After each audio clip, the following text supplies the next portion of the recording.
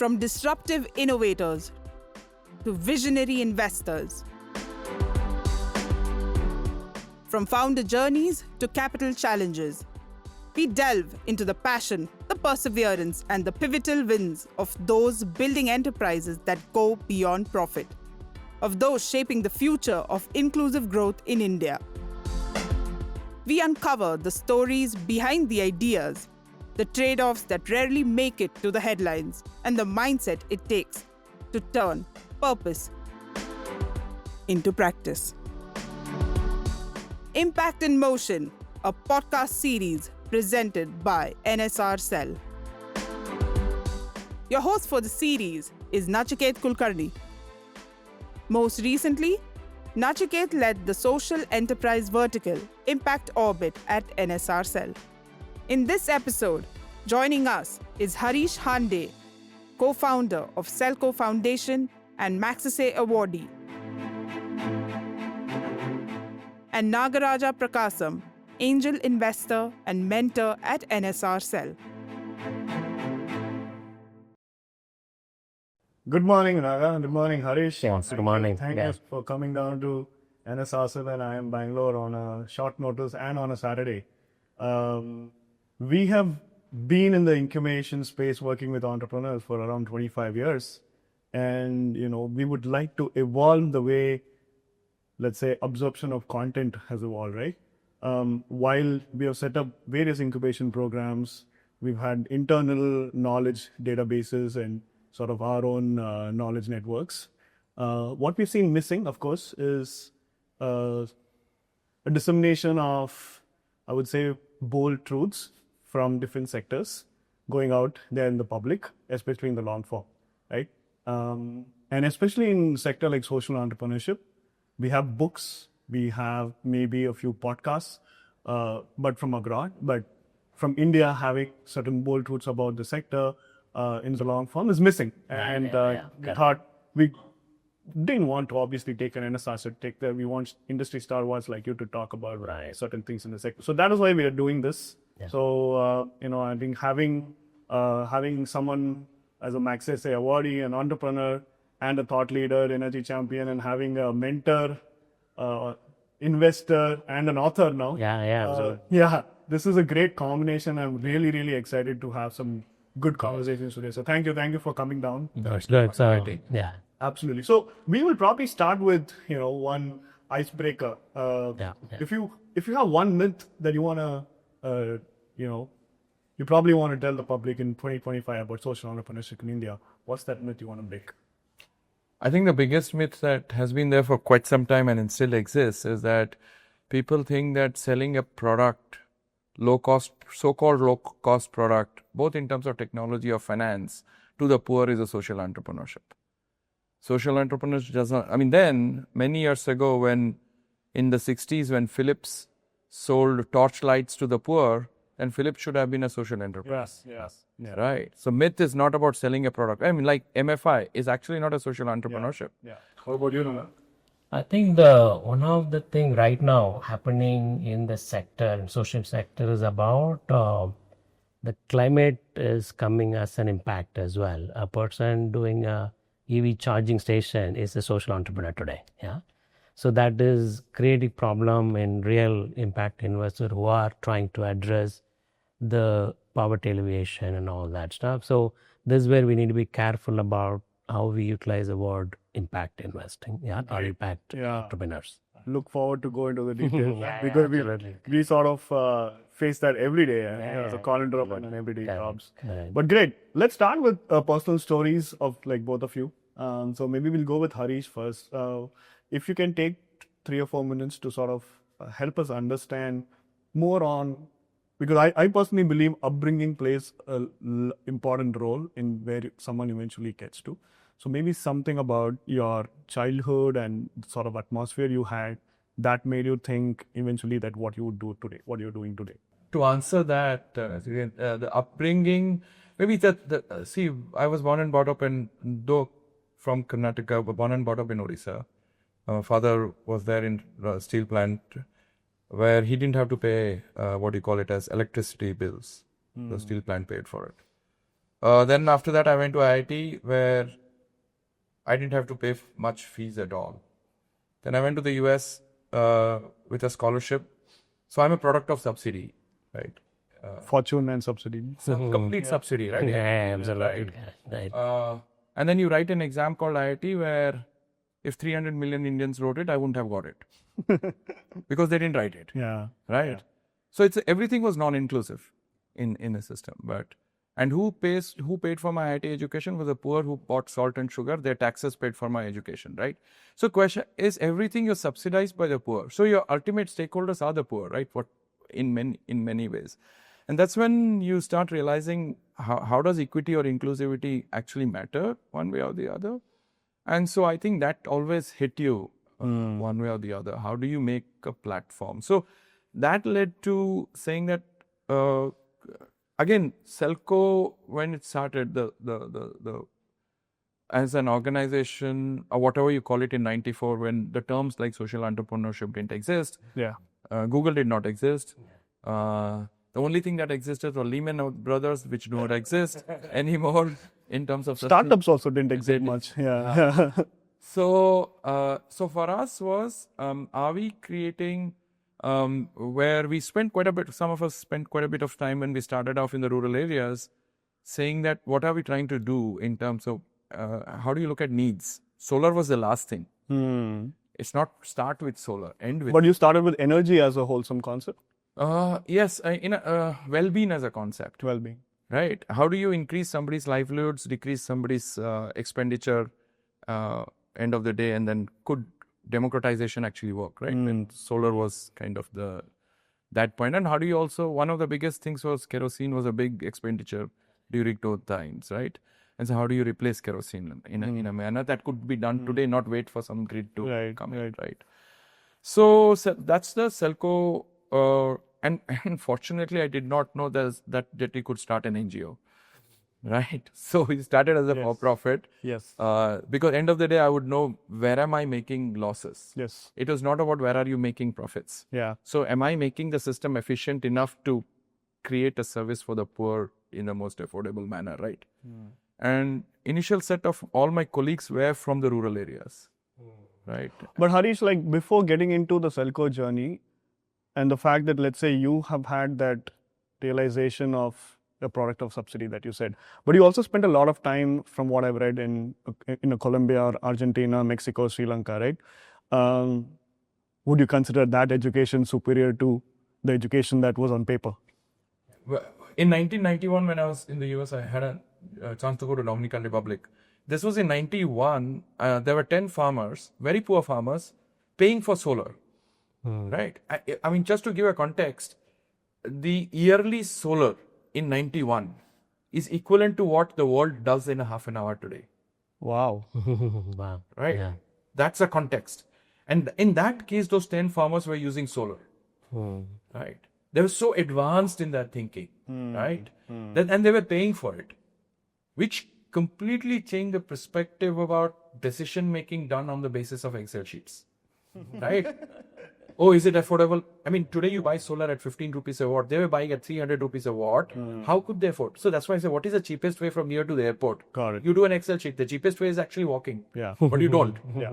So that learnings is when you realize that. Then when I spent some time for 2 years in Sri Lanka without electricity and in India, then realized that how all my 3 bachelor's, master's and PhD was an useless degree, where I burnt it in 96, all my degrees. So today when people talk to me, Dr. No, I've given up my doctorate. It just doesn't make sense.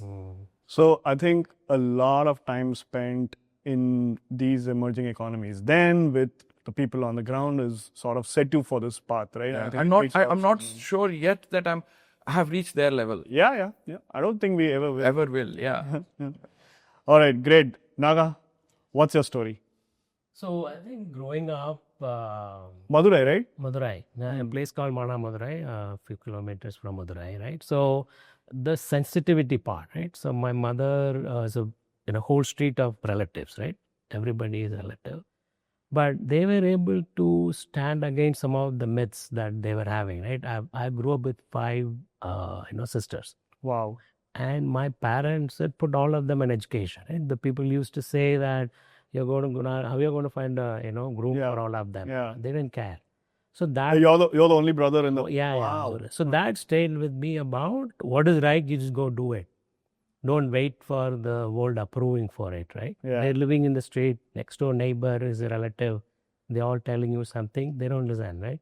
So that brought about what doing the right thing. The second is about the sensitivity part, which I always talk about, which helps you to understand the problem around you, right? Otherwise, you are numb, your head down, doing things. I think that stayed on with us. So just fast forward, typical middle class, went to US, and 99, I think that's when in San Diego. So I went to this Diwali Mela. So you are a bachelor in US, anybody give a desi food, you end up, So I went for a desi food. I saw this aid, stall. The lady was asking where you're from. I said Madurai. She said put a pen, and she started talking about Arvind Eye Hospital. I had no idea. I know Arvind exists in Madurai. I had no idea about the model, right? It was a big slap. And I said, wow, my own place. There is some amazing thing, a lady talking in US, and I have no clue about. So that kind of changed the way I look at things. And from that day onwards, all our weekends are spent in aid meetings. We end up analyzing what's happening in the country, able to learn about a lot of the problems, right? Otherwise, you are just enjoying the weekend, that's all gone. So that kind of stayed with me. And, we get to talk to Mela Patkar and all these people, Arun Rai, all these people come sit till midnight talking about your serious problem. That's amazing knowledge exposure, really helped me. Then fast forward, I think came back to India, 2012, we've sold the company. I said, I'm going back to 8 days, right?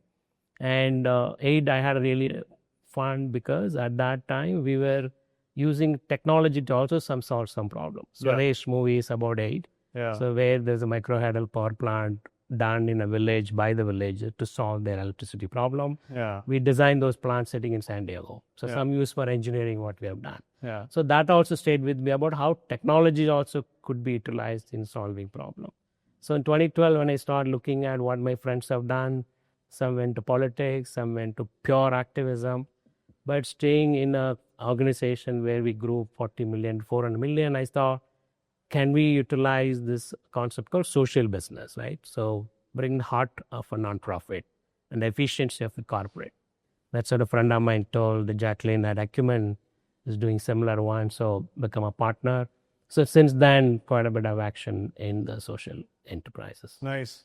In a way, I think I can see the merging of two worlds, because the movie Swadesh was all about, taking the inspiration for the story of Association of India in aid. And to a lot of people, Harish, you are the Shah Rukh Khan in Swadesh, because you actually did that on the feet, right? I wish I had the money with that. No, but this happened to me too, right? When I was in the US, I was influenced by AID at Clemson and Atlanta. And when I came back, a Brazilian told me that Paul Basile is starting Will Grow behind where I stayed in Chennai. Absolutely. I didn't know that, but I think there is serendipity, and I really believe, we probably needed more movies, but more than the movies, we needed heroes like you to come back. So you're the Shah Rukh Khan that we've seen in the real world. But great, okay. I think this sets good context for getting into certain bits of the sector and the subject. And we'll sort of start with you, Harish. Today, when you started SELCO, our electrification metrics in the country were different, right? Today, we have more than 95% of the country electrified. 50% is still having reliability issues on electricity, mostly in the east and northeast. But SELCO India Private Limited as a company is still rooted in Karnataka, whereas we know that the foundation has sort of spread pan-India. So what's your take today, considering certain goals have been achieved, but there is still certain goals that are not achieved? Where do you put SELCO sort of in comparison to the market opportunity and the requirement of the work that needs to be done? See, I agree from an electricity status, right? See, we never looked at electricity as the game. For us, it was the development game. It's like we would never give a presentation on the salt. The presentation is on dal, roti. End goal is dal, end goal is roti, right? Salt is just an enabler to make it happen, right? So for us, electricity is something that would, energy or any point, was an enabler or a catalyst. End goal was education, health and livelihoods, right? Got it. So many years ago when one of the components was not there, that was electricity, right? So what happened was then you were looking at solar livelihoods, etc., etc. At that time, lighting was a critical part. But today what happens is there are two things. One is if I have to relook at innovation, right? Electricity in the normal form is more expensive, right? What do you mean by the normal form? Normal form of grid. Grid form, yeah. Right. So now if I have to design a teleservices in rural Mysore and I have to put up a center in near the tribal areas, first of all, I don't have to wait for somebody to put the grid lines or I have to bear the cost. I could actually put up a center with the teleservices machine, with an entrepreneur and solar on top. I can have it running at the cheapest and the most affordable at the doorstep, right? So the beauty. So you'll solve for access and affordability in some way. Yes, and also democratize it. Democratize it. So the cheapest form today is to do it in the most decentralized form. So that's where at the market. And when you said, why are we in Karnataka, for example? The question is, we have not even touched the surface in Karnataka. The whole goal when people talk about scale, they think of widening of geographies, but never deepening into the society, right? And that's a huge, I don't know whether to define a market, but potential to make an impact is huge as you go deeper. And the thinking process. So Harish, we were talking about, what we see also at NSRCEL supporting both for-profits and non-profits. A lot of social entrepreneurs sort of feel that this is the way to go, right? But, we start off with a legal 101 module because there are pros and there are cons. In your journey of setting up the private limited first and the foundation later, could you describe on certain deliberate strategies and why you did so at what point of time? And do you think that's the way forward, given the regulations, given whatever constraints are in the ecosystem? See, and for us, both the organizations are very different. They're not connected at all in many ways. We started the for-profit in, say, in 1995, and the not-for-profit in 2010. Basically for a very different reason. And what reason was, when we were getting deeper into making SELCO what it is, a SELCO for-profit, we felt that there were a lot of things in the ecosystem that were unfair for other non-English speaking entrepreneurs to flourish. Okay. Non-English speaking innovators to flourish. And the systems in the rural areas to make a certain intervention viable from a financial, lot of innovations needed to happen. And initial set of, for that, grant monies were required. So that is where the foundation was creating 2010, completely unrelated to what the foundation was, to create an ecosystem that how do we replicate other SELCOs, but by rural entrepreneurs in Meghalaya, Manipur, Odisha, completely in a different geography. So, but if we had to look at social enterprise to be started as a for-profit, stick to that. Don't confuse having two organizations at all. Because if you're loss-making, evaluate why you're making a loss, right? And that is where people stuck in saying that, can I get a for-profit so that money you're unnecessarily subsidizing the operation. Don't make the mistake. Two different type of people, two different types of mindsets. What's your take, Naga? Because we see this all the time with our entrepreneurs. Yeah, so what is happening, I think I admire Harish that he's a torchbearer of social sector, right? But the impact, the social enterprises all going through a major change in the country now, right? Especially equity investment, the impact investing side. 10 years back, the mushroom of, people came in saying that equity can solve the world's problem. But they forgot about one part on the patient capital part, right? So they ended up taking money from mainstream and say that I could get the similar return in social sector. And I can apply the same process system, what is good for mainstream. So this is where the problem started happening in the sector because Acumen, when it was launched, it was it's a patient capital. It's an infinite patient. Yeah. The philanthropic money came from first $100 million fund. So there's no expectation of the exit. In fact, their LP is set up as a non-profit, right? Right. So that's what when I put money in Acumen, I was an LP. Other impact investors called me and said, "You're not going to get your money back. Why are you supporting them? Put it in us. That I'll give you 18% IRR." I said, even mainstream doesn't give an 80% IRR. How is your social sector going to do? So this kind of created a big problem in the impact sector in the last 15 years, right? Which is creating a problem where now I'm started advocating that is equity is a way to solve India's problem. That's where that social stock exchange is one recommendation I made 2016, said remove this exit pressure, create a platform that 50 lakhs to 50 crore raise in one place. If somebody want a liquidity based on the company performance, sell it at some price, and bring the appropriate investors who will play that role. But SSCs is halfway, it's only non-profit. I want for-profit to come there as well, which would solve this problem. But now what happened is because of these wrong investors came into the space, which created a problem and they did not give the scale. The 10-year tenure, the typical VC fund in the India is 5-year invest, 5-year exit does not happen in social sector. So now they're all having a mission drift. Yeah. That they're moving up. I'm saying they're no more at $20 million in the last bottom of the economic pyramid. Let me go up. And so that gives two opportunities. One is about the bottom is vacant for people like Harish to come in to play the role. So all these guys who came in with the wrong notion are leaving. Yeah, but this is what is happening to entrepreneurs is they feel this is the way to survive and scale. And that's a myth that... Exactly. Yeah. So that is why I'm giving the solution that hybrid is a potential. So many of my portfolios now, which is able to raise at least next level of funding, but the follow-up funding is tough because these so-called impact investors who came in quite a lot, they've kind of muddied the water and they're moving up. So now it's opening up. I'm glad, I think, a Harish Fund, which is Infinite K Patient Capital is coming in. I'm glad Nitin Kamath, like Rainwater people are coming. He's the best impact investor in the country today.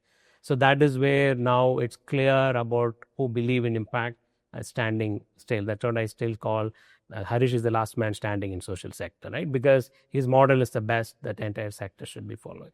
So now what I recommend my portfolio is about the viability gap. Right. So if it is an organization like Neurosynaptic, where 68% of rural India is where they target, right? They do telemedicine. And we say that many of this viability gap, should we use equity funding? Can we go on raise the CSR funding? Right. So I recommend them to create a non-profit. You do all your development. So they go co-op, go to a cluster, develop Weaver. That funding should come from the CSR. Once the market is proven, absolutely agree with Harish, that once the market is proven, don't subsidize. Then it's a pure business part. So this helps us, many of these hybrid model is helping these entrepreneurs today to manage that, okay, I will do all my development focus effort and non-profit and commercial activity in the for-profit. I'm profitable. I can stay longer. Right. I don't need to go through the vicious cycle of exit in 5 years, go around A, B, C, D, all that. What I call as a Ponzi scheme in my book is not going to helpful in solving social problems. So to sum it up, it is more of a, let's say, an incidence of sector understanding after you do it the free market way, right? Like you're trying to do something in, which is an alternative model to regular markets, fine, but then you're not able to scale and meet investor expectations. Then you want to solve for the ecosystem, and then the non-profit comes in. So that's you. So you both recommend that aspiring entrepreneurs sort of have this in their vision. But I've seen more of this with the climate sector actually, like be it Sahas, Hasarudala, and in SELCO, and a lot of our waste management startups are the same way. Right. It also depends on who runs. See, for example, 150, 200 years or 300 years ago, Manhattan was a bed of rocks. Right? It was a bed of rocks. Now we are seeing that any bed of rocks, you'll have another Manhattan. Right? So what is it required for that Manhattan to, if you want a Manhattan, I mean, it's just an analogy, it takes so much of mind or soft money to have been created to make the bed of rocks plain and blah, etc., etc. Then these buildings. Now we are directly going to the penthouse of the Empire State Building and said, I want a penthouse in this bed of rocks. Yes. Right? Yeah. And that is where we are failing. right? So either you become an expertise of creating a foundation that is not for profit, like the foundation of bed. That's a common good that you're creating for Manhattan, right? Then the Google creates a building. That's a who creates a it's Google might not be related. Yeah. For example, even looking. But that's Manhattan is the same. Rockefeller story is that. Exactly. Yeah. And biggest subsidy Google has got is the internet. It did not pay for the infrastructure of internet. Today, if internet does not work, Google is dead, right? Yeah. But that's a common good. So that's a not-for-profit work. So it need not be related to Google itself is my question. Who creates this? But today we are linking one not-for-profit to the same for-profit. It's too different. Yeah. Statement. So it's more like, someone else has taken the punt for the ecosystem. Absolutely. Somebody else benefits. Right. The somebody else could be the first market mover in that sector or whatever, right? The first movers will have an advantage and a disadvantage. Yes. And also social entrepreneurs are solving the problem where government is not solving it. So I always say that, you are a stopgap arrangement until government wakes up. Absolutely. Right. So when they wake up, they pick up your problem, you're all done. So one of my investment, Gramalaya, so you're building toilets 35 years back. Last 35 years, you're building toilets, telling about openification and sustainable model. Swachh Bharat picked up probably a few years back. He said, my job is done. Yeah. He got a Padma Shri last year as a toilet man of India. So that is the part of the stopgap arrangement. So that means that they have to do the infrastructure plus solving the problem as well, right? So until the government comes, that is where that somebody has to lay the road. Then a lot of people come to ride the cars there. The laying the road is a tough part. That's what many of the social enterprises are doing. But that takes time. Yes. So now look at what Swachh Bharat happened. Sahas, for example, said, Sahas is not needed anymore. Government is doing this cleaning up. We said, no, we're not there yet. Yeah. The centralized model is not going to work for India. Now, Wilma got an award from the Prime Minister saying that as private sector solving waste problem. So this is where there's still time is needed for them to move forward. While that is going on, if there is a viability gap, work needs to be done. Utilize a non-profit model to manage that so that you are not depending on equity for all your activities. Because equity is drying up, the impact investment is not happening the way it was earlier. So that means that for you to organic growth, until that you reach that part, utilize your hybrid model. Since you keep saying equity investment, and I want to sort of shift the focus to you for the next few minutes, I feel like, yes, we would want to know why someone like you chose not to be a founder but became an investor. Was it accidental or intentional? And second is, if you had met Harish 15, 20 years ago, would you have invested in SELCO? Yeah. So the two parts, right? The first part is about why what I'm doing is about looking at the 8 days, right? So we were 1 year we'll raise $1 million in US selling hot dog and Coke in football matches, right? Because we didn't have money back then. And so that created the ability that, okay, so if you raise more money, you can support more non-profit.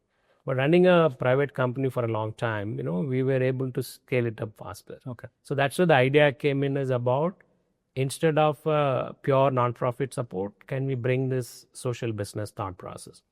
Then the second part is about, I enjoy the enabler part, right? So hundreds of non-profit we are able to support, the plenty of knowledge that I was able to gather in, which is what I was used to the buffet. No longer a la carte is going to have fun. So that is where that I came to the enabling part. Then when you start looking at the equity, so when I got exposure to Acumen, I visited all the investment. I went to Uttarakhand, saw what Awardee was doing, pioneered to power. And then Arvind Eye Hospital, I went, stayed there, understood, wow, what the model that is. 60% of their operation free, still profitable. Right. So how that is possible. So that's when I went back to my friends who are all part of the Indian Angel Network. We used to invest in tech companies, and that's what we knew. And then I told them that, hey, here is a model possible. So we should start investing in the social businesses as well, so that, that is also possible to solve through equity. So that's what Acumen was proving, because Acumen was doing the VC level. I said, let's do an angel level through the impact. So I started IIM Impact, 13 years back. And that is where since then I stopped doing the tech in investment, because it is more about purely money part. Yeah. But the impact investing is money plus the impact part is also coming in. And many of my friends always, as Harish mentioned earlier, when I started IIM Impact, we are going to invest social business. They said, is Airtel is antisocial or what, right? Right. So I always tell them that Mittal did not sit in Odisha, wrote a business plan. I'm going to solve Odisha's problem, right? How to put a phone in their hand. The regulatory body was awesome, got the price went down, people could afford. But a social entrepreneur sitting in Odisha, thinking about that problem or building a business plan for that. So that's the difference on the social entrepreneurs coming in solving the problem. So that is what this really kind of created amazing excitement in me about can we utilize the equity for solving some of the problem, which is where all my investments since 13 years back, all in social space. Now we're also realizing about what I call it as a board equities like Ponzi scheme. You need a Series A, Series B, then put an IPO. So that level of fast scale may not possible. We need a lot more gestation period that equity model is not ready for. If the social entrepreneur comes and asks you, how do I form and set up my board, right? What is your learnings in how your board has, who has taken your seat? What are one or two things that entrepreneurs should be wary of before they compose their board? See, when you look at the board, and even I would say the same logic to what type of investors would you take also. I would say the type of board members, one is you got to be, if you really want to run a true social enterprise, one is make sure that you need a board member who will disagree with you a lot of times. Okay. Right? Otherwise, you don't have a better sounding board. Somebody whom end goal is the end client. And saying that, have that empathy, the concept of what social enterprise should be, the creating infrastructure in the rural areas or in the urban areas, that everything just like a social entrepreneur. Right. Somebody who has a complete different views. So, for example, on our board, I have... You're saying agreeing with the value system, but disagree for being a devil's advocate. Absolutely, and be very so that I know somebody is working not just because, for example, I've been working with Thomas for 30 years now. Started SELCO, right? 85% of the time we have disagreed. Now I have Professor Sriram, you know how he is on the... Oh, yeah. Right. Elena Casalori, one of the big, thinkers in Italy, who we'll have a lot of good meal, nice thing. Board is hammer, right? And that's led to SELCO taking that. If you take it negatively, the board meetings, for example, these are brutal, Sriram or Thomas, right? And that's the type people, don't be, that's your sounding board, Baba. And you make a mistake that my friend, my sister, my wife, arey boss, my friend, that's where a lot of the social entrepreneurs make a mistake. But you've also had people changing as investors, as a representative of investors. When they change, then what happens? The for us is the investors have not put they have asked somebody to put a board, like Professor Sriram represents the investor. Right. So together we shows, right. Elena Casalori was chosen by another investor. Right. Got it. And so we have had representations of the investors, and we're also talking to investor, what type of person do we need on the board? Okay. Like, for example, I asked, I want a hardcore person who does not believe in social entrepreneurship at all, but from a financial angle. Yeah. Hammer, I don't care. What poor do you do? Why are the financials, right? And that, I think, is what we brought in earlier. And then Professor Sriram can put a hat. For example, Elena Casalori definitely can put a hat. I think so. This is something probably not out there, right? I think forming a board is very important. The right set of people. Investors, of course, are going to be having their nominations, but other advisory will probably be the devil's advocate to avoid the mission drift. Correct. Absolutely. Harish, while we were talking about the cap table, right, and forming the cap table and the board, I think what we would want to talk about, I think next people to understand is, of course, not the different financial instrument, but the types of capital and whom to choose when you go to raise, right? If you look at what has happened in the Indian ecosystem, we've had, around from 2014, whenever the CSR law came in, today it's a 28,000 crore industry, right? And we notice that your cap table has a lot of global philanthropies on it, right? What were some of the challenges, or when you started raising capital for SELCO maybe 15, 20 years ago, what were the gaps that you noticed in the Indian capital ecosystem that made you go to these global philanthropies, and how do you think that's changed today compared to 15 years ago? So I'll break it up in two parts. One is philanthropic capital as well as investment, long-term impact investment. And then one is for the grants and how the two portfolios work, right? If I look at SELCO's own journey in the for-profit, the investors, the initial set of investors that we got, we say that in 1997, which was started, was small-time boutique. It's the starting of the social impact space, long-term, no exit strategy, but what do we have to do? But unfortunately, what happened with that was in 2005 or 6, the investors collapsed. Right. For us, because the investors collapsed, they couldn't sustain themselves, and they unfortunately were bought over by mainstream investors. Right. And then I still remember in 2006 when the mainstream investors came to me and said they want the same returns as the wine gardens of France. Wow. And they were holding 90% of the organization. And then this is a 5-minute meeting that I had gone for a long meeting to London. They had called me and said, "There's another typical Hindi में बोलता है कि तू India आजा देख लूँगा तेरे को." In the plane, then you realize that they are holding 90% of the company. And I think that next 18 months was one of the best experiences that I had in terms of how do you deal, how do you push, how do you play politics to safeguard the 100. Us time, at one point of time, I had 1 lakh rupees and 150 employees. Wow. Right. And the pressure from the investors was to fire 150. I said our IP is the 150 people, not the product. Right. And I got a letter. I then went to all the offices. I got a letter from 100 people in the rural areas who were earning 10,000, 12,000, said that don't pay us for next 6 months. Wow. Like these are your employees? Our colleagues. Don't pay. Or distributors or what? No. We had no distribution. They were all, and these were very, I saw poverty get into like they used to buy vegetables. After 4 months, there was no vegetables in the house. I got galis from the parents. They said, "Ye to America chala jayega. What happens to you guys?" But these are when people say you're foreign direct and you have sacrificed, boss, I didn't do any sacrifice. Yeah. Those 120 guys went into poverty. And then played some politics in terms of got IFC. IFC had a loan.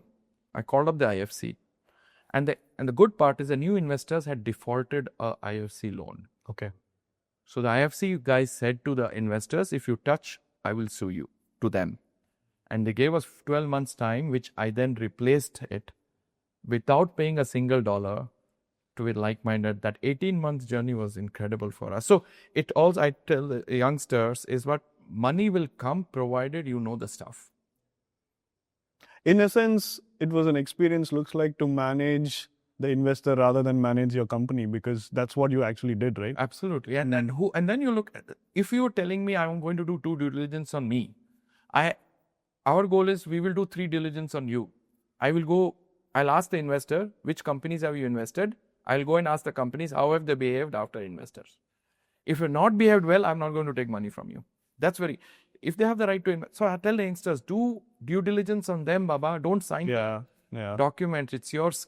I mean, that is where a lot of people make mistake of taking the money. But with, you want to say something? Okay.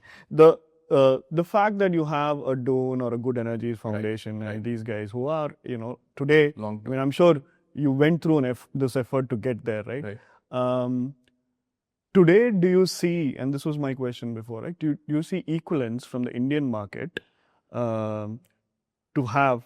You don't see that today. I don't see. The question is, both India in general in everywhere else also, you start off the negotiation with an exit strategy. Ab ghar ke andar ghuse nahi, you want to go out. So I don't understand what is your end goal. That means your end goal is yourself and not the impact that you're actually looking for, right? And even in the Indian philanthropy, right, you're more line item based thought process. Right. Did you spend for 20 training programs? I'm not asking you, do you need 20 training programs at all? Nahin, tumne budget liya 20, can you finish it? And you have not morphed yourself from the old charity model ki I donate, I am at a higher place, I am going to help the poor. Yes. I think that mindset has creeped into even the concept of impact investment. Because very definition of impact is not. It's a long-term thinking, and that's what I'm saying. One of our investors, who said that the type of money that SELCO needs is the type of capital GE and Citibank raised in their earlier days. Right? Today's day, GE and Citibank would not have existed if they had gone for capital raise. Yeah. But Right. the access to such patient capital from, let's say, abroad, I would say that, I mean, how do you think you had access to those, and would that be a fair enough replication to somebody new coming in, that they also have access to these foundations? No, that is what I'm saying. Okay, let me put it very brutally, Frank. It was luck. Okay. And luck, partly luck, there was a big investor, impact investor who came to us. And then when we said no to them, because we didn't believe in that, no was a big sound for, there are 3 other people said, if you have said no to them, that means you're that's how I got these 3 investors, Good Energies, Dune and S3 IDF. But my point is, that is the role now we need to play a role. How to create the set. So basically pushing Dune, Good Energies, SKI, why are you not getting 2 other investors to play the role that you're playing? When you ask us to scale up, you need to also scale up. For making future SELCOs, right? Absolutely. Yeah. So they need to play that stronger role to get one more onto the table. Even if there is one philanthropy in India who is doing it, my push to them is, how do you increase, one doctor listens to another doctor, lawyer listens to another doctor, right? The same investor will listen to another investor. It's their role right now to do that. So, Naga, looks like Harish is not that optimistic right now about the Indian philanthropic ecosystem coming and replicating this role. Right. But at Native Lead, you have actually probably had a completely, seen the opposite side of the spectrum, right? Do you agree with Harish that the Indian philanthropy ecosystem is not ready to play this role? Yeah, we need to get there. That's where all these initiatives are there, right? So we joke about there are 150 angel investors in US for one startup. In India, the other way around, right? So 150 startups, one angel investor. So we are a poor populous country, 1.5 lakh startups registered. Even the mainstream has the same problem. Yeah. All the money coming to India in Series B level, 99% is from abroad. We do not have money. The money is there, it's going to gold and real estate. And this is whether impact or any sector. And even mainstream, we have a problem, money coming to the startups, right? Whether it's social or mainstream. So that is the initiative like, what we have done Native Lead is about take that across the country, non-metros as well. And can we do that, right? So for example, now starting in Madurai, we have around, 7 chapters and we have around 240 angel investors there. They're first time doing any investments. So what we tell them is about, I'm from Madurai, I'm a skilled labor, I ran away. And unskilled labor is running away. So there is, the many villages in India is getting empty because they feel that there is nothing happening. So, but at the same time, there are successful people everywhere. I was visiting Udyogini, I mentioned my book in Ranchi, Buntu, an Naxal infested area. So I saw Audi showroom in Ranchi. So 35 kilometers that side, people in extreme poverty, there's some guy who's riding an Audi in Ranchi. So that's every pocket of India has a wealth. How do we plow the wealth back in developing that own place? So that's what Native Land idea was, right? Local problem, local solution, local investment. So then removes the language barrier, right? So what Harish mentioned earlier about there is a farmer working 40 years, he has a lot more wisdom. He's not sitting in any conference rooms because he will speak in Hindi or Tamil that nobody will, able to collaborate. But whereas people like us coming from US, wow, people listen to us. But right? I think we've tried that, right? We've gotten Satyendra and their farmer on panels and all that, and I think more of that should happen. Absolutely. But would you, in this experience of talking to experienced industrialists or HNIs from small towns, right? How have you convinced them to be part of something? Absolutely. So what do you tell them? So one is about our towns are getting emptied. People are setting up, going into the metros. Now 70% of Chennai is coming from south, right? Look at 2 million people live in Bangalore today. Who are all these people? Many are from North Karnataka coming down. So if we address the problem of local livelihood, if somebody has an idea, no English, no PowerPoint, doesn't matter which caste, which business family is from, what degree he has, nothing. You have a drive, you have an idea, go talk to in your local language. I say that 8 crore people in Tamil Nadu, that's like half of Malaysia. So I don't have to go anywhere else. Yeah. You can survive in speaking your own language. So that's why we identify the locally successful entrepreneurs. We tell them that, okay, you invest. It's not a charity, not donation. It's an investment. That means that someday you're going to get some money back. But would they understand a business model like Yeah. that? So what we tell them, but don't look at for the, because they're all successful entrepreneurs. They know how to make money. But don't come here for making money. It is about that money also is a part of it, but not the only thing. So I'm supporting an entrepreneur living in Madurai and he can create a jobs there. So I'm part of his growth as well. So that is where what happened that when they put money there in the cap table, it is their company as well. They start mentoring. They start supporting the entrepreneur. Like Happy Hands, Ashok Khanna never went to school. TVS family had invested. His CFO sitting with him and teaching technomics. While you both have highlighted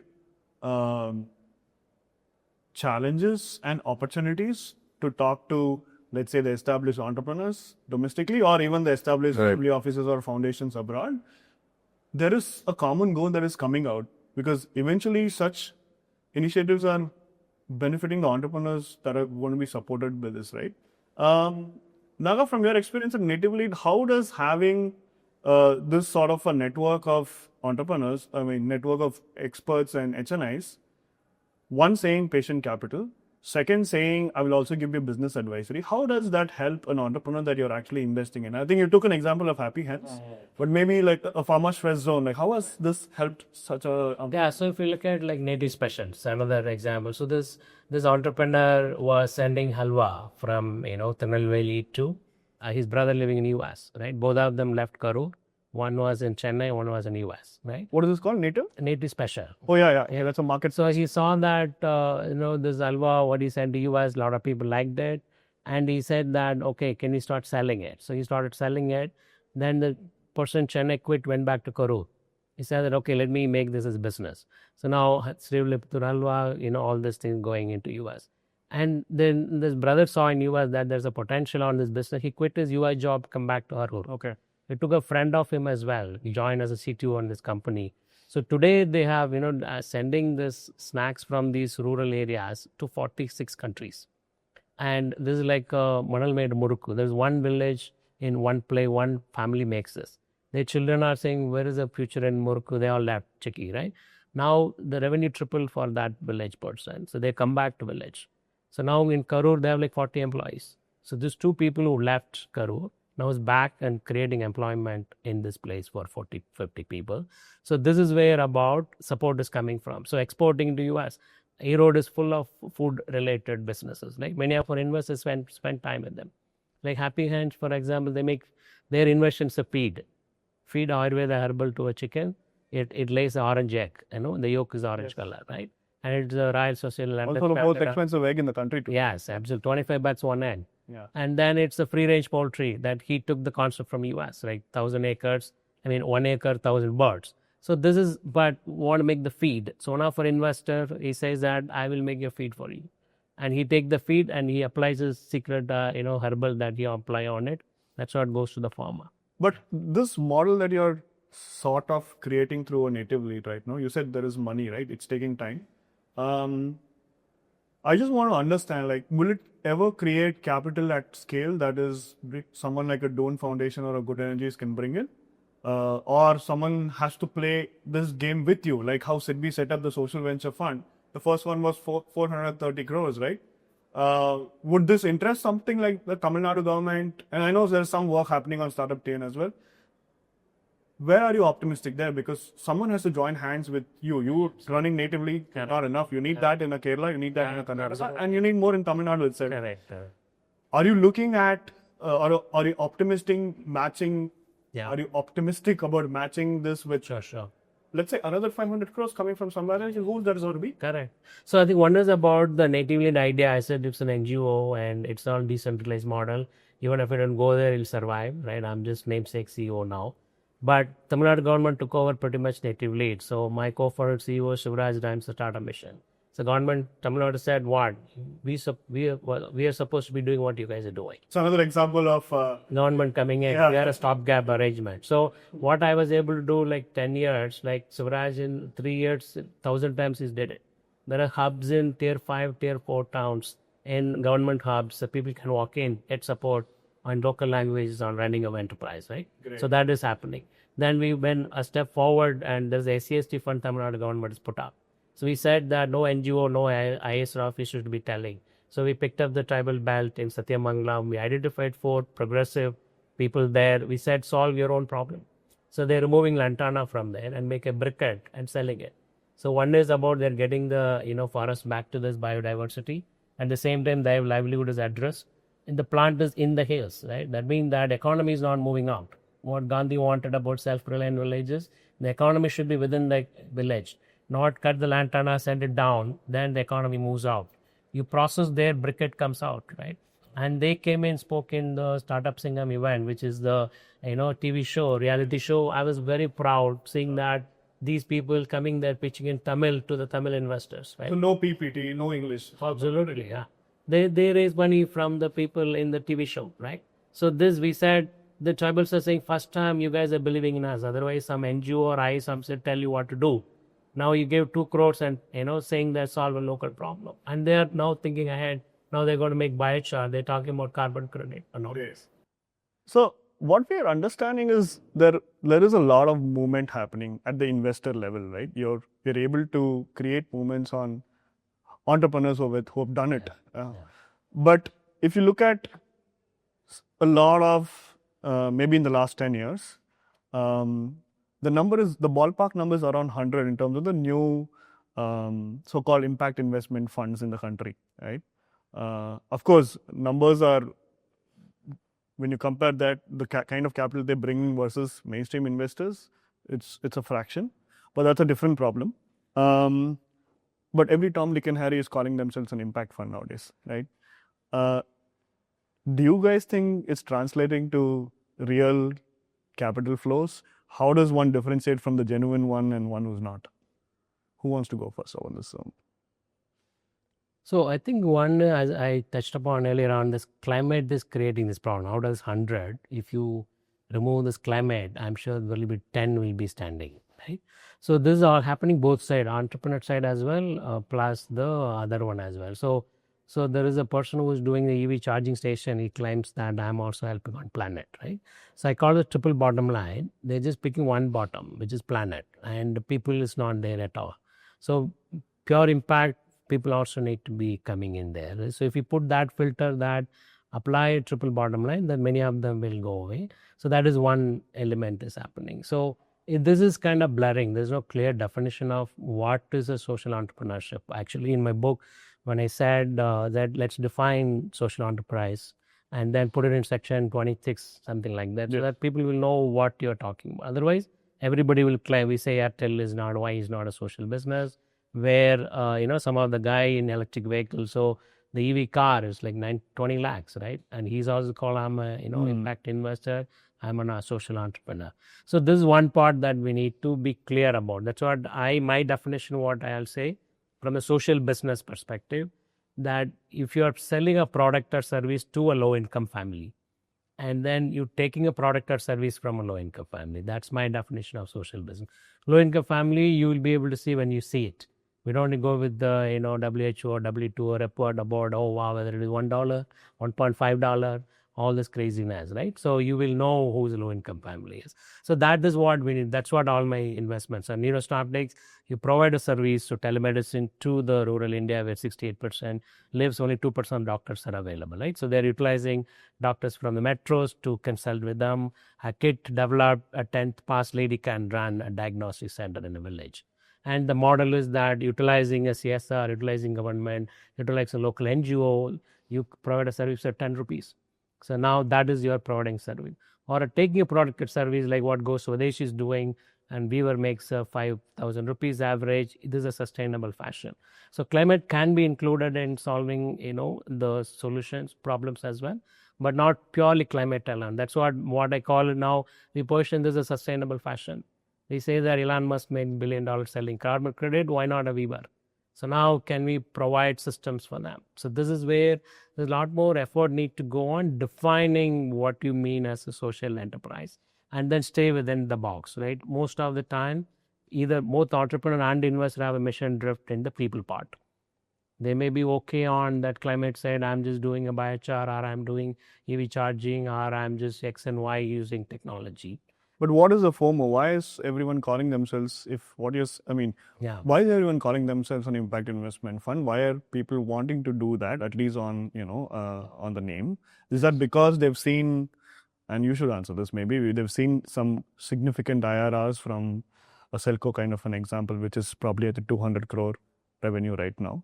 Or has microfinance played a part in saying, okay, we've done it for one industry, let's try it for climate, right?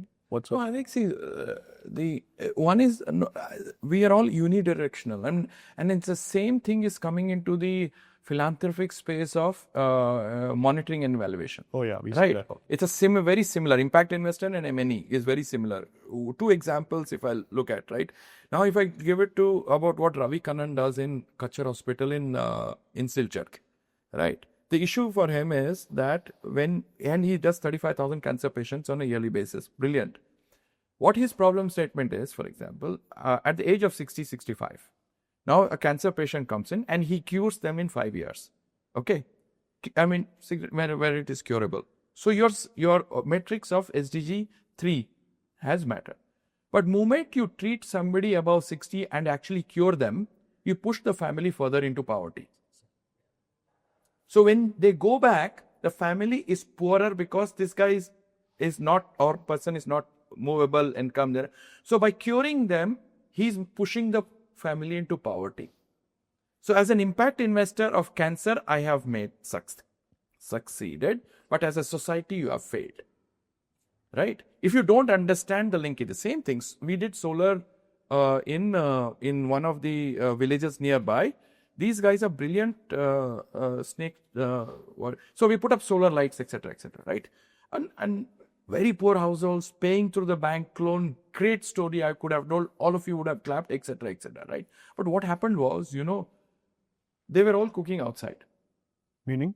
They were cooking outside during the day. Okay, what is your benefit of putting solar, or my child can study? All the same thing. And I started to cook inside. Then when we were inside, cook inside, the whole smoke was inside and the child was studying. We actually put the family into air pollution of 2 packets of cigarette on a daily basis by putting solar light. Is that impact? Unless you do not understand the definition of impact, where in our case, the value has to be captured most at the end user level, then the technician level, then the lower management, mid management, finally shareholders. But humka kya opposite hai na? Yeah. Traditional mein. Yeah. Maximum value shareholders ka. Yes. Impact investment has to be looked from the other way. What are a few potential regulatory innovations that can come in the impact sector that will sort of systemically change a lot of things? And while you think about that, I also want to go back to this whole investment bit, right? If everyone is claiming to be an impact fund, there is no regulator to say that you're not an impact fund, right? So that's one opportunity I definitely see. Another thing that I have researched and sort of said, okay, fine, we've sort of 63rd in the world of ease of business and all that. If you talk to an entrepreneur being incubated at NSRCEL, he or she is suffering on the ground. In your opinion, Naga, what are 1 or 2 top regulatory innovations that should come in the next 5 years that will sort of ease out this whole, space? So that's the last section in my book. I call it about, let's define the social business. Because it's been 100 years of Gandhi giving up his clothes, right? So I said, like, still what the problem he picked up 100 years, but still there. So which is pretty bad. So can social business, one element, can we solve the business? So one is about define what the social business is. So otherwise what is happening now, if you say assume a carpet, there's a CSR to police them, then there's the ESGs to police them, right? So we are just letting them to grow, bulldozing whatever you want to do. So we worry about only top and bottom. We're not worrying about the what in the middle. So later they're saying that, okay, no, we are going to worry about what you're doing in the middle as well through ESG, CSR and all that stuff. So this is where I'm just saying that every startup in India which is coming, it should be mostly towards social business. Define what the social business, do a triple bottom line day one. So it's a need of the hour now. The definition is, we've been talking for years. Correct. So it's day one you do triple bottom line, not After you become a corporate, there are all these policing dogs will come. But in SEC, they have a definition now, but it's not a legal definition. If you're raising capital, they're saying 67% of your expenses, revenues, and beneficiaries should be bottom-up pyramid. Yeah. But it's still not an entity level. Yeah, it's not a section 26 that can we have that. So there's a B Corp happening in US. People are just registering as a B Corp. France has created a version for it. Danone is the first company to call them as a social business, and it's a $5 billion corporate saying that I'm a social business. So this is where that we have an opportunity now while we develop in the country. Just can we do a triple bottom line day one? And then incentivize. So that's what I said, that investor in this company should be incentivized. Consumer who is buying from this company should be incentivized. And the ecosystem is ready to understand what that is, right? So I'm glad I think SEBI has created one fund, category 2 fund for a impact fund. There's a tax benefit that are finally introduced. Yes. Investors coming there. So that need to come in a lot more so that the consumer also need to feel that I'm consuming this versus that. Because today that we are not incentivizing them enough to that, because every rupee they spend, it's a vote towards sustainability, right? Where that 1 rupee is going. Should I get that advantage about if the 1 rupee is going about this social business versus something else? Then there is an opportunity for a social business to scale as well, right? So that's what we need from the regulatory perspective. Bring the investors, plus the consumers, plus the entrepreneurs. All should be incentivized so that we build a social business day one. Not probably later, then we'll say that, wow, what the system US developed, it's created the climate change, it's created the inequality. Now we are saying that, okay, the developing countries should not emit more. Then the developing countries saying that, give me next 30 years, let me reach your level. And both are the same, then we'll worry about what is happening to that. Earth may not be there. That's why the rich guys in the US going to the Mars and move. Harish, but anything to add on regulatory language? Even if I look at common good one step ahead, and say NSRCEL actually starts a fund. Yeah. Okay. For experiment, we say basically the CSRs can actually put 2,000 crores a year for this investment fund. So if NSR as a common good person with the neutrality, it's like the ICC or the CIFA, right? That's creating how. So in 4 years you have 8,000 crores. Yes. Out of the money to invest into what is impact. That creates a lot of then you learn what are the policies, because you are embedded in an organization like I am, you're neutral, you're actually investing, CSRs are actually happy to invest, you are setting what goals of legislation need to happen, and then after 3 years you exit and say there are other sectors who can actually, you also force CSRs to invest into common good investment capital. We have 30,000 crores, why can't 5,000 crores go for these equity investments? Yeah, I think we are not to defend or to take that, to wear that hat.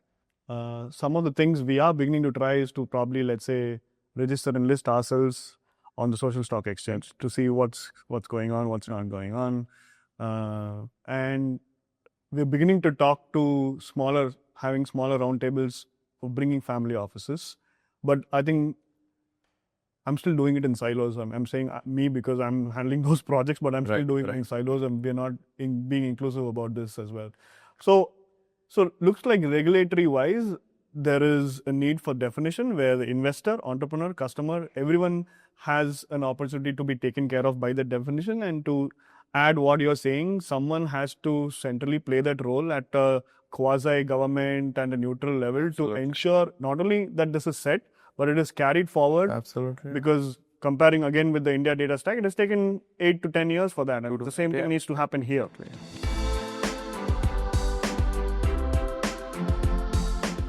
I'll start with you, Harish. What does exit mean for a social entrepreneur? If the problem is solved and a process that comes out, that process can be scaled up. Yeah. In taking a product or a service to a rural area or a bottom-up pyramid or underserved, what are 3 mistakes an entrepreneur should not do? So when many a time we come up with a solution and try to fit a problem to it. That's a mistake. Correct. Can I have created a product, now where do I sell it? And I actually create a problem, right? So first is, and the mistake a lot of entrepreneurs do is that, have you understood the problem statement very well? Like simple thing like, I'm going to push for solar water pumps. The problem statement is irrigation, not solar water pumps, right?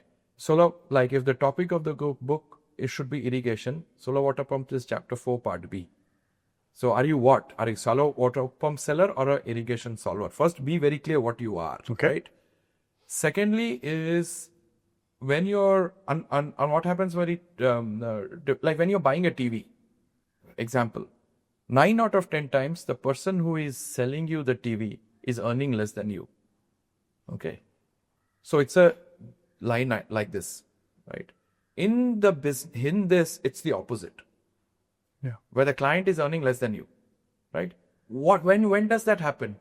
That happens when, for example, in our case, when do you do that? You do that when you want to hire a doctor or a lawyer, right? You don't Google and say who is the doctor. You will ask a friend. You'll ask somebody else. Have you used it? Yes. You do due diligence on a personal basis. Yeah. That means trust is coming. Here, your ability to make sure that the service is valuable to the person, trust plays a role. And trust is never taught. Excel sheets are taught. TV can be sold from an Excel sheet perspective. Something that for the poor. Are the entrepreneurs able to reverse that thinking process and say, boss, how do I look at the problem statement? Number one, is it actually creating value in terms of well-being, whether done or not? And third, does this person actually trust me? Naga, over to you. For an incoming investor in the social enterprise space, what are the 2-3 things one should know? So patience, right? And also that it is one asset class and which should acquire, less expectation. Even if you lose all your money, don't lose your sleep. That's what we tell for angel investors in general as well, that, right? It's a very high risk investment. So play money. Yeah. And if you lose all the money, you should not lose your sleep. That's the part. And impact investing is a lot more. So, and longer gestation plus less expectation on the return as well. Yeah. If you had to bet big on one idea or one sector for the next 5 years in the impact space, what would that be? So I'm just still looking at this pure triple bottom line basis of it. Either you have a skewed on climate, the little bit of people is there. A lot of people, there is no climate part is there. So it's not ideal. I'm not even found a good enterprise which fits this perfectly. But if that is the one, definitely this I want to look into that. Yeah. Harish, back to you. You guys do these impact failure conferences, right? What are the takeaways, top 2-3 takeaways from discussing failures all across the global South ecosystem? Even after doing 3, we have done, and IIM Bangalore has been a fantastic host to do that. Even after saying that there is a, interestingly, the more people we get from the ground, the more blatantly open they are. Yeah. And higher up in the chain of whether head of philanthropy, head of an institute, They cover their mistakes. the less they cover their risk. That shows how, in fact, if I'll draw a graph, how insecurity increases as you go up. Right? If you're more grounded, the security is much higher. Boss, fail hua, abhi kya kar lega? Yes. Right? But the moment you go higher up in the director level, mera promotion kya hoga? The insecurities are higher. Okay. And that's what we've seen in the last 3 is that is still there. But that's let's say a personal level, personnel level learning. Any sector takeaways from these conferences? No, the sector takeaways was very, very clear that in many cases in the last 3 ones where we found that the source of money had actually created the business models and not vice versa. Okay. The program managers who are so-called far away from the ground had actually forced a lot of the business models to exist. So what was happening was the failures was being shared by the ground level and not by the. And secondly, it was interesting was that for us, the personal takeaways was people had become free to talk about failures, but nobody was talking about the consequence of failures. Like you and me will discuss a failure, I'll go do a project. What happened to the consequence of the poor that happened? Right. And that for me was a correct. So in the next failure conference, we just want to stick to consequences of your failure. Yes. Don't romanticize about your learnings because you did a LinkedIn profile and you moved on to another organization. What happened to the 100,000 poor in Sri Lanka? Who's bearing that burden? So we want to change that to consequence of your failure. I think NSRCEL will be interested to collaborate there because I think we've been involved in sessions and panels, but I think some failure learnings are across any sector. Absolutely. And we'll have entrepreneurs from different realms coming and talking, right? And every year. Yeah. You started something called the Bermuda Triangle. Yeah, we tried with our student at IIM to just talk about the failure. So we said you should not be failed and successful on the next venture. You just disappeared from the system. So we did through 2 editions, and we are able to identify the entrepreneurs who have a guts to come and speak. And we had a tough time finding people to come and speak. They just disappear. They're out of LinkedIn for next 3 years. They just appear that I'm a product manager in Microsoft, something like that. They'll come later, right? So this is what I agree with Harish about. The person failed, we are not reaching out to them. A lot of wisdom is there. That is where the celebration comes. Otherwise, what happened? People want to come and talk about their first failure. Now, third, I'm successful. So now he's resurfaced. But I want people who are not surfaced enough to come and share. That is where we get a true value of what the failure means and the consequences of to himself plus other why he's not showing his face to others. You should. You should come and speak about that. Culture is not there yet. That reminds me. Like we spoke about success of a common good leading to regulation or vice versa. But have failures that we have observed led to any regulatory changes? Not only in the impact, but in general, the startup ecosystem? So that's why if you look at today, any develop in e-commerce started. Okay. Nobody know what e-commerce is. Today, 18 ministries watching them. So that is where every new innovation happens. Then it creates some problem, the regulation comes. Similar with every innovation, the human knowledge is very limited. So impact will be after 30 years only. So that's when you wake up. So once tobacco is considered as a medicine, today look at what is happening there. So similarly, then digital infrastructures are awesome.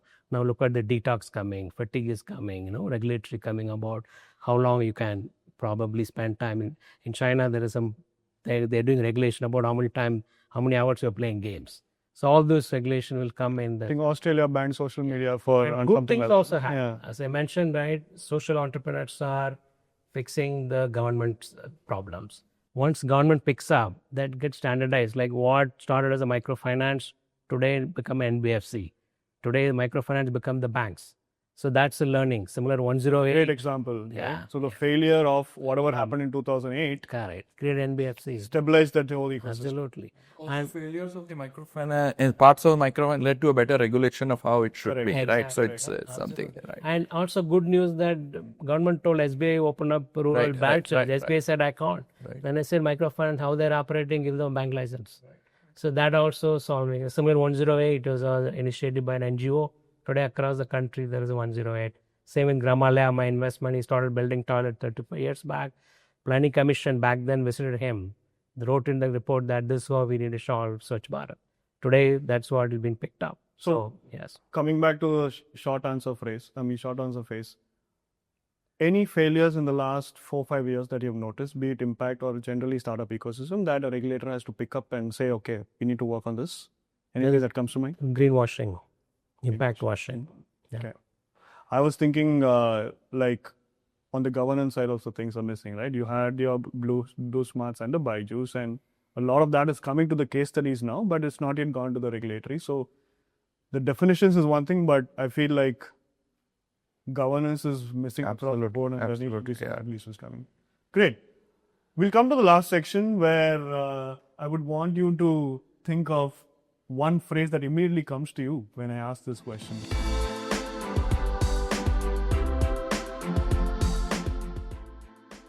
Let's start with Harish. One initiative or entrepreneur that you met recently that gives you hope for the future. Initiative of, for example, the Kachar Hospital in Silchar, right? When in a very remote area where he's able to solve cancer, but he and we got together and he came up with the idea, Harish, I want to re-evaluate cancer as a livelihood issue and not as a health issue. That means the cross-cutting has started to happen. And he came up with a statement, but how do we blur the divisions between SDGs? Great. If we can do it in Silchar, I think it's a great hope. Naga, you come across someone with... So I think Saurav Mandla I'm very happy how he made it to work in government, right? staying in one state, going deeper and multiple things. That's really awesome. A lot to learn from him to all the many other social entrepreneurs. Yeah. Okay, I'll stick to you.